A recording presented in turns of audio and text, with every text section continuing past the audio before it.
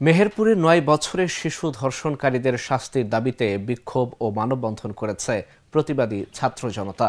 রোববার সকালে মেহেরপুর জেলা প্রশাসক কার্যালয়ের সামনে এই মানববন্ধন হয়।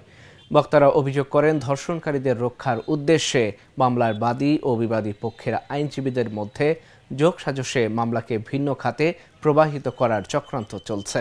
তারা এই ধরনের অপচেষ্টার বিরুদ্ধে আইনগত ব্যবস্থা গ্রহণের দাবি জানান।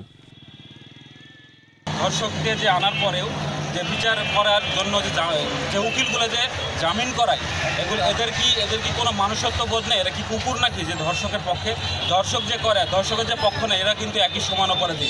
আমরা চাই এখানে আমরা ছাত্র জনতা মেলায় আমরা চাই যে অনতিবিলম্বে এই উকিলদের লাইসেন্স বাতিল করে 24 ঘন্টার ভিতরে যদি লাইসেন্স বাতিল না হয়, আমরা কিন্তু বড় পদক্ষেপ নিতে আমরা এখানে করবো। মেহেরপুর জেলায় একটা শিশু, 9 বছরের শিশু প্রতিবন্ধী, হয়তো তাকে প্রতিবন্ধী শিশু 9 বছর বয়স, তাকে ধর্ষণ করা হয়েছে এবং এই ধর্ষকের কোনো বিচার হচ্ছে না।